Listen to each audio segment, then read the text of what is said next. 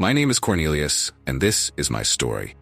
I was a Roman officer with authority, but also a tireless seeker of truth. As a centurion, I was not just a respected military leader in Caesarea. I was a man whose faith and generosity went beyond any boundaries. Amidst an empire full of gods and traditions, I found a greater purpose, guided by my devotion to a God whom many around me did not know. My story goes beyond commands and battles. It is about a heart that longed for justice and meaning. I lived in Caesarea, an important city of the Roman Empire located on the Mediterranean coast. Caesarea was a political and cultural center, with a mix of people from different backgrounds. As a centurion, I played a crucial role in maintaining order and security in the city. I supervised my soldiers, planned strategies, and above all, ensured that Roman laws were upheld. But what really set me apart was not just my position in the army, but also my personality and beliefs. Even though I was part of an empire with its own culture and religion, I was different. I believed in God and practiced my faith sincerely. I was a man of prayer and known for my charitable actions. I helped those in need and was generous with everyone, which made me beloved by the community. Prepared to discover how an encounter with God transformed not only my life, but also the future of Christianity. Life in Caesarea for me, Cornelius, was not just about my military duties. I sought something deeper, a spiritual meaning that went beyond what the Roman world offered.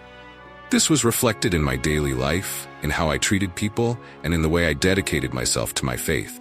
I try to be an example of how faith and personal integrity can shine even amidst responsibilities and challenges. I was more than just a Roman officer. My faith was the foundation of my life. In a world dominated by Roman traditions and the worship of many gods, I stood out for my devotion to the God of Israel. This faith was not a passing trend for me, but a deep commitment that influenced everything I did. I began each day in prayer, seeking a moment of peace and connection with God before facing my responsibilities as a centurion. These prayers were sincere and full of gratitude, but they also included requests for wisdom and strength to guide my actions in a fair and compassionate manner. I believed that through prayer, I could receive the guidance from God needed to make important decisions, both in my personal life and in my role as a leader. In addition to my daily prayers, I also practiced fasting as a way to draw even closer to God. I believed that this practice helped me stay focused on what truly mattered and develop a heart more sensitive to the needs of others.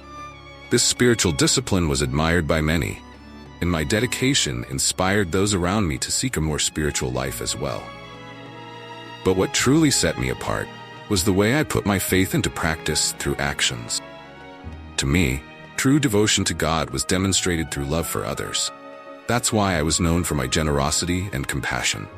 I used my position and resources to help those in need, donating food, clothing, and money to those who didn't have enough to live.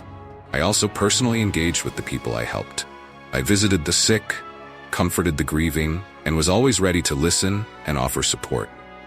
My charitable actions created a sense of community and hope in Caesarea, and many saw me as a true example of kindness and selflessness. The impact of my actions was profound.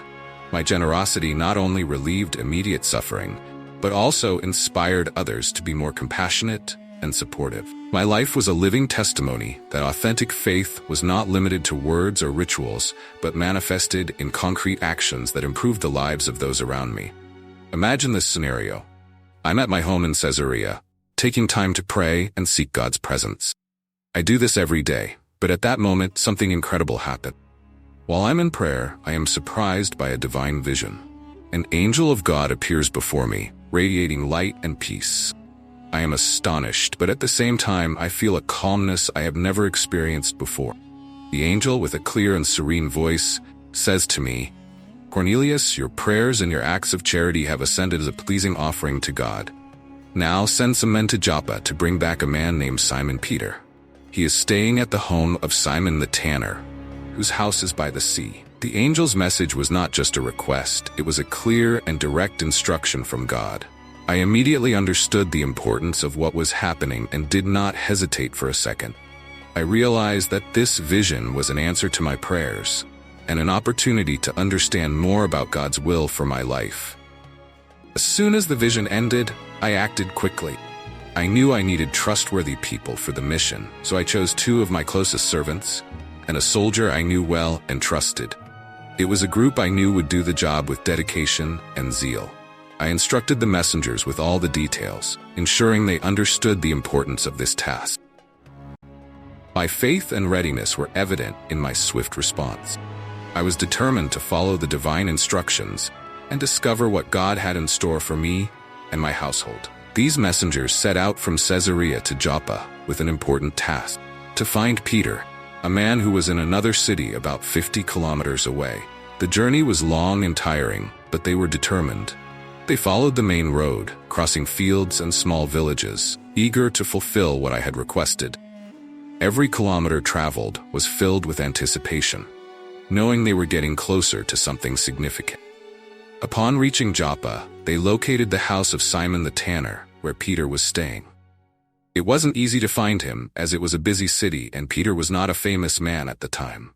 But with the help of the locals and a good dose of persistence, they finally found Peter. Peter was in prayer when suddenly he had a vivid dream. In the vision, Peter saw a large sheet, held by its 4 corners, descending from heaven to the earth. The sheet was filled with various kinds of animals. Some were considered clean and acceptable for consumption by Jews, such as lambs and oxen, while others were deemed unclean, such as pigs and reptiles. Peter, who strictly followed Jewish dietary laws, was disturbed to see that the sheet contained foods he would never eat. The voice from heaven said, "Get up, Peter, kill and eat." Peter immediately responded, saying he had never eaten anything unclean and would adhere to the dietary laws of his tradition. But the voice insisted, "Do not call anything impure that God has made clean." This repetition of the message emphasized the importance of what was being communicated. Peter was still confused when he woke up from the vision, trying to understand its meaning. However, soon after, the messengers sent by Cornelius arrived. They explained the vision Cornelius had and requested that Peter come with them to Caesarea. Now, Peter understood that the vision was not just about food, but about including the Gentiles in the plan of salvation. Peter began to realize that God was showing him something radical. The salvation offered by Jesus was not restricted to the Jews, but was for everyone, including those considered unclean or outside the Jewish traditions. This realization was a significant challenge for Peter, as he had grown up believing that salvation was exclusively for the Jewish people. With this new understanding, Peter went with the messengers to Cornelius's house. Upon arrival, he found a house full of eager Gentiles waiting to hear God's message. As he entered, in a gesture of deep humility and respect, I knelt before him. I wanted to show that I recognized Peter as someone special, sent by God. However, Peter quickly asked me to rise, saying, "Get up, I am just a man like you." Peter, now with an open heart, shared the gospel of Jesus Christ with them. He explained that God does not show favoritism and that everyone, regardless of their background, is equally loved by God. As Peter spoke about the life, death, and resurrection of Jesus, something incredible happened. The Holy Spirit descended upon all those present, confirming that the message of salvation was for everyone, and that there were no more barriers between Jews and Gentiles. This moment was a milestone in Christian history, demonstrating that faith in Jesus was universal. Peter then baptized me and my family, sealing our new life in Christ. This act was a practical demonstration that the message of Jesus had broken down barriers and now encompassed all peoples. The vision Peter had opened the way for the expansion of Christianity beyond Jewish boundaries, showing that God's love is inclusive and all-encompassing. My story is a powerful example of how faith can overcome barriers and prejudices. I was a Roman centurion, and at that time, this meant I was not a Jew. For many Jews, this meant that I was outside the reach of the salvation offered by God. But my story shows that God sees beyond cultural and religious divisions. I was a man of great devotion and good deeds. I prayed regularly and helped those in need, demonstrating a sincere faith. When God sent an angel to speak to me, I was open and ready to listen. I did not let cultural barriers or prejudices prevent me from seeking spiritual truth. I also believe that my story offers a powerful lesson on obedience. When I had the vision of the angel, he gave me a clear instruction: send messengers to Joppa to find Peter. I did not question the message or hesitate to follow the instructions. I obeyed immediately. My obedience was an act of faith. I was willing to do what God asked of me, even if it meant facing challenges or stepping out of my comfort zone. I did not worry about possible complications or what others might think. I trusted in God and was ready to act according to divine guidance. My story reminds us of the importance of listening to and following God's direction in our lives. Often, God calls us to act in ways we do not fully understand or that challenge our expectations. I hope my experience encourages you to trust in God and obey, even when you do not know exactly what to expect. Courage I had to act according to the vision I received is an example of faith in action. I not only received the message but also took practical steps to fulfill it. I went beyond mere belief. I made my faith manifest in concrete actions. When Peter arrived at my house, I had already gathered my family and friends to hear the message. I was so convinced of the importance of that visit that I wanted to share this experience with everyone around me.